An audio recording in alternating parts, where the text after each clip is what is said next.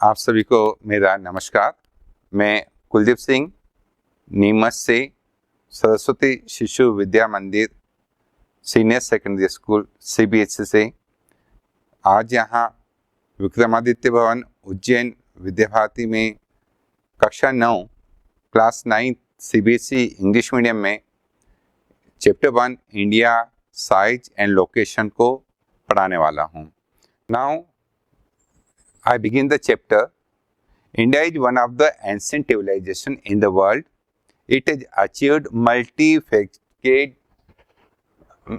socio-economic progress during the last 5 decades. पिछले 50 सालों में इंडिया ने बहुआयामी तरक्की करी है. It has moved forward, displaying remarkable progress in the field of agriculture, industry, technology, overall economical development. Bharat ने कई क्षेत्र में जैसे एग्रीकल्चर, इंडस्ट्री, टेक्नोलॉजी, इन सभी में काफ़ी तरक्की करी. India is also contributed significantly to the making of world history. India ने भारत पूरी दुनिया की हिस्ट्री में भी अपना एक रिमार्केबल योगदान दिया है. लोकेशन की बात करें हम, India is a vast country lying entirely in the northern hemisphere. India जो है पूरी तरह से नॉर्दर्न हेमिस्फीयर है. The mainland extend between latitude 8 degree 4 minute north and 37 degree 6 minute north. अगर इंडिया की मेनलैंड की बात करें तो इंडिया की मेनलैंड का लोकेशन को मैं रिपीट करूंगा, 8 डिग्री 4 मिनट नॉर्थ को हम दूसरे मैप के अंदर में देखते हैं. I am reducing the size.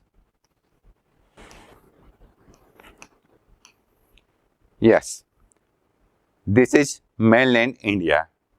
You can see the uppermost point is 37 degrees 6 minute and southernmost point is 8 degree 4 minute. Similarly, from east to west, here is 68 degrees 7 minute to east to 97 degree 25 minute east.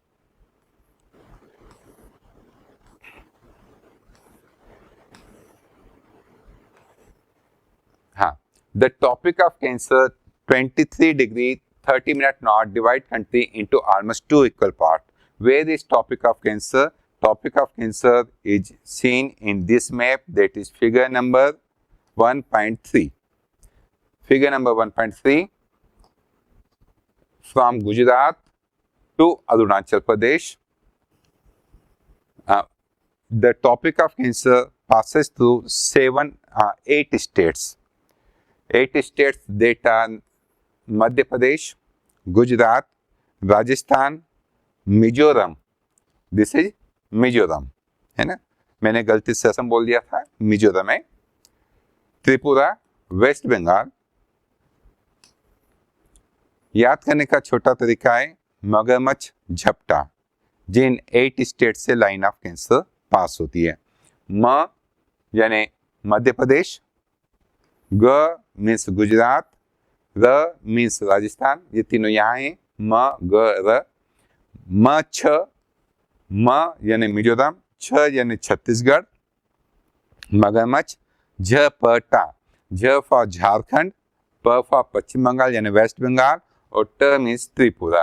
तो ये topic of cancer ये जो जा रही है ये 8 states को cross करती है, जिसके लिए न्यूमेनिक है मगरमच्छ झपटा. अब India and the world.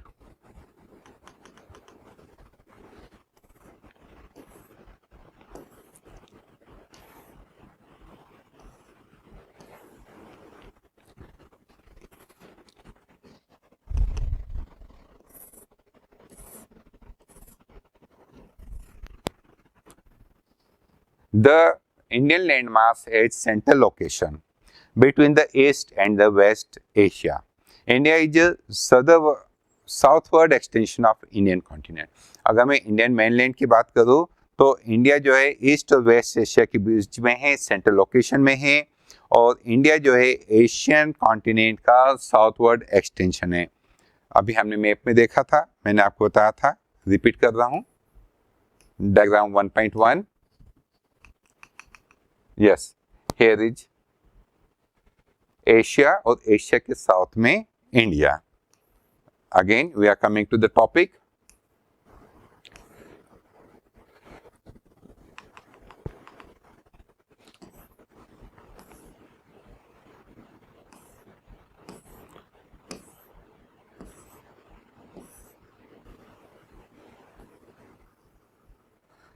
India is southward extension of Asian continent. The trans-Indian ocean routes which connect the country of Europe. आपने मैप में देखा कि इंडिया को यूरोप से कनेक्ट करने के लिए सी रूट भी है. Countries of Europe in the west and the countries of east Asia. तो इंडिया में आप सी रूट का यूज करते हुए, इंडियन ओशन का यूज करते हुए आप यूरोप से और एशिया के वेस्ट एशिया से जुड़ सकते हैं. Countries of Europe in the west and the countries of east Asia, providing a strategic central location to India. ये भारत को एक रणनीतिक रूप से मजबूत लोकेशन बनाती है. Note that the Deccan peninsula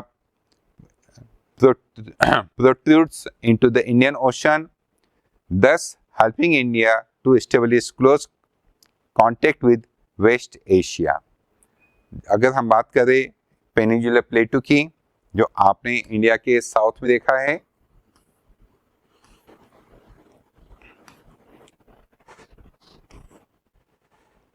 next chapter में हम इसके बारे में बात करेंगे. इंडिया के फिजिकल डिवीजन में इतना जो पोर्शन है ये पेनिनसुलर प्लेटू है. ये पेनिनसुलर प्लेटू जो है ये इंडियन ओशन के करीब करीब ही है, क्योंकि पेनिनसुलर प्लेटू के जस्ट लेफ्ट और राइट में आपको ईस्टर्न घाट्स और वेस्टर्न घाट्स मिलते हैं और उसको क्रॉस करते से आप समुद्र से कनेक्ट हो जाते हैं.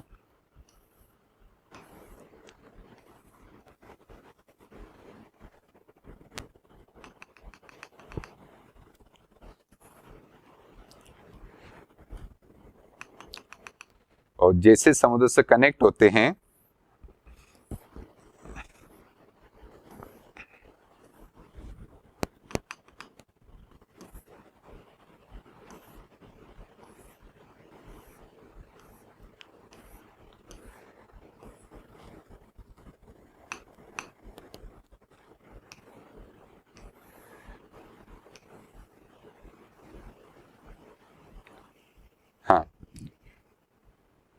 Africa and Europe from the western coast and Southeast and East Asia from the eastern coast.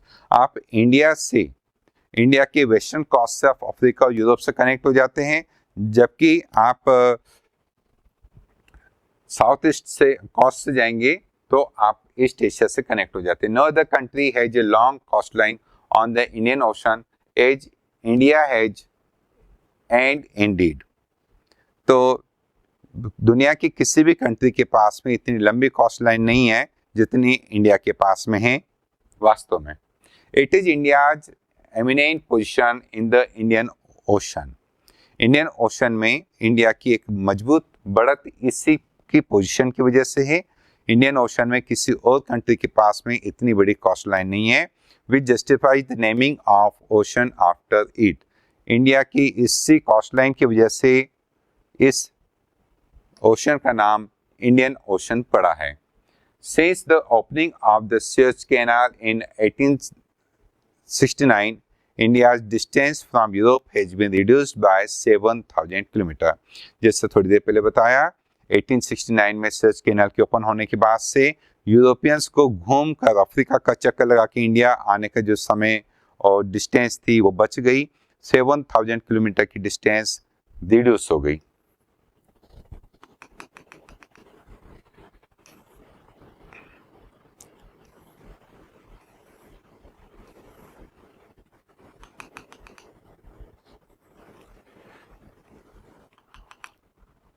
इस मैप को देखिए, India on international highway of trade and commerce. देख सकते हैं यूरोप की कंट्री जो है, जैसे टर्की यहाँ पे दिया हुआ है, जैसे साइप्रस सी है, यहाँ इस रास्ते का इस्तेमाल करते हैं यूरोपियन कंट्री. वो इंडिया में सुएज कैनाल दिख रही है, इस कैनाल का इस्तेमाल करते हुए रेड सी क्रॉस करते हुए इंडिया से कनेक्ट हो जाती है.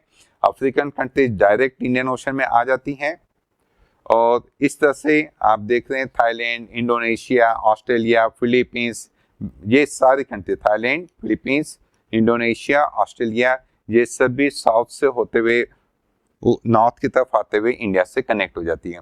इस तरह से अपन अगर एयरलाइन को देखें तो इंडिया से पाकिस्तान होते हुए, अफगानिस्तान होते हुए यूरोप की एयरलाइंस पूरी जा रही है। मुंबई वाले रास्ते का भी एयर रूट दिया हुआ है, चेन्नई वाले रास्ते, चेन्नई से ऑस्ट्रेलिया का एयर रूट दिया हुआ है, और इंडिया से बैंकॉक होते हुए जापान यानी टोक्यो तक का एयर रूट दिया हुआ है।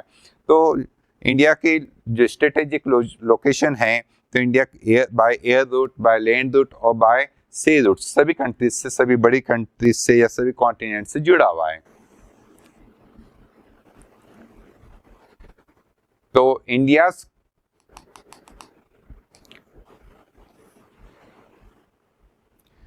India's contact with the world have continued through ages. Bharat का दुनिया के दूसरे देशों से सदियों से संबंध रहे हैं, जुड़ाव रहा है, but her relationship through the land routes are much older than maritime contact. समुद्री रास्ते से नहीं, ये सारे संपर्क जमीनी रास्ते से जुड़े हुए थे, काफी पहले समय से जुड़े हुए, प्राचीन काल से हम कह सकते हैं। The various passes across mountain in the north have provided passage to the ancient travelers. जो पहाड़ों के बीच की जो रास्ते, पास जिसको हम कहते हैं, दर्रा जिसको कहते हैं, वहां से होते हुए पुराने समय में जो पिलग्रिम्स से प्राचीन काल के जो यात्री है वो इंडिया में आए हैं। चाइना से भी लोग आते रहे हैं, जापान से आते रहे हैं। While the ocean restricts such interaction for a long time. हाँ, समुद्र की वजह से थोड़ी रुकावट जरूर रही है। लंबे समय तक समुद्र में, पुराने समय में फैसिलिटी भी नहीं थी ना, एक नाव चलती थी, आज तो मशीनी नाव जिसको हम शिप कहते हैं, बोट कहते हैं, एवरीथिंग इज अवेलेबल है, सबमरीन्स भी है, तो इजीली कनेक्टेड है समुद्र रास्ते से। These routes have been contributed to the exchange of ideas and commodities since ancient time. पुराने समय से ही इन समुद्री रास्ते को तो नहीं, पर हाँ जमीनी रास्ते से दुनिया के दूसरे देश जुड़े हुए थे, तो उनका उल्लेख हम हमारे उपनिषद, हमारा रामायण, पंचतंत्र की कहानियाँ, इन सब में भी पढ़ चुके हैं। और इसके अलावा ये कुछ चीज़ है कि हमारे जो ज्ञान की किताबें थी, हमारे जो ग्रंथ थे, रामायण, महाभारत, पंचतंत्र, उपनिषद, न केवल वे बल्कि Indian number system, decimal system, ये सभी पूरी दुनिया में इन्हीं रास्ते से फैला। द मसाले, द स्पाइसेस, मलमल का कपड़ा, मसलिन क्लॉथ इतना नाजुक और इतना चमकदार होता है, कहा जाता है कि भाई मलमल के कपड़े की एक चादर भी ले तो अंगूठी वैसे निकल सकती हैं। आज मलमल जो है उसका नाम पड़ा था मछलीपट्टनम से मसलिन, और आज भारत का ही नहीं, पड़ोसी देश बांग्लादेश के ढाका का मलमल भी विश्व प्रसिद्ध है, वर्ल्ड फेमस है। तो muslin and other merchandise were taken from India to different countries. न केवल मलमल बल्कि मसाले, मलमल, बल्कि दूसरे जो वस्तुएं हैं वो भी दुनिया के विभिन्न देशों में यहीं से ही व्यापार होता था। On the other hand, the influence of Greek sculpture and architecture style of dome minarets from West Asia can be seen in the different part of our country. तो न केवल हमारे यहाँ से व्यापार में एक सामान बेचा गया बल्कि आयात भी किया गया, इंपोर्ट भी किया गया और एक्सपोर्ट भी किया गया। अब हम इंडिया के नेबर्स की बात करते हैं। India occupies important strategic position in the south Asia. India is 28 states and 8 union territories.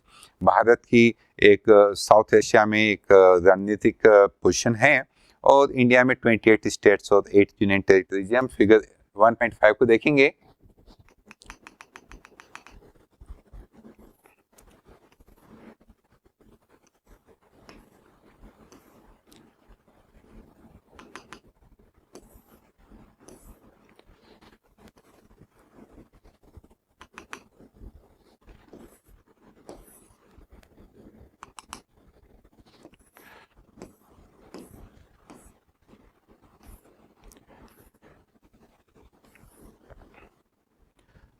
India shares its land boundaries with Pakistan, Afghanistan in the north west. India के नॉर्थ वेस्ट में ऊपर की तरफ में पाकिस्तान और अफगानिस्तान दो कंट्री हैं।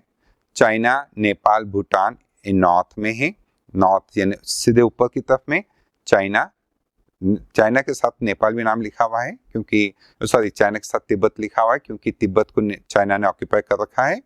नेपाल और भूटान ये 3 कंट्री है। अगर हम ईस्ट की तरफ देखें तो म्यांमार और बांग्लादेश।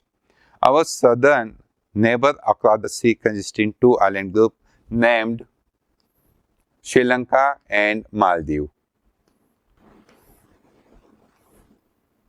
भारत के साउथ में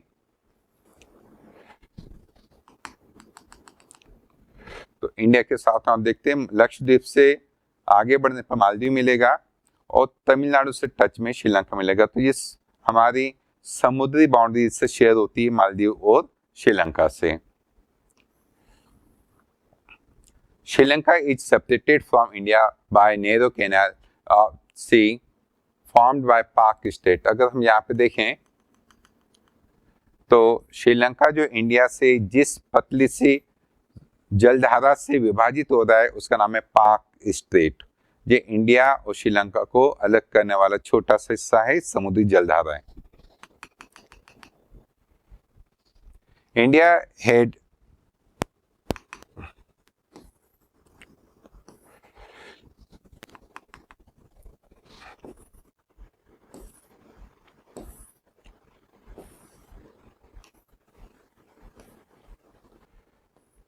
India has had a strong geographical and historical link with its neighbor.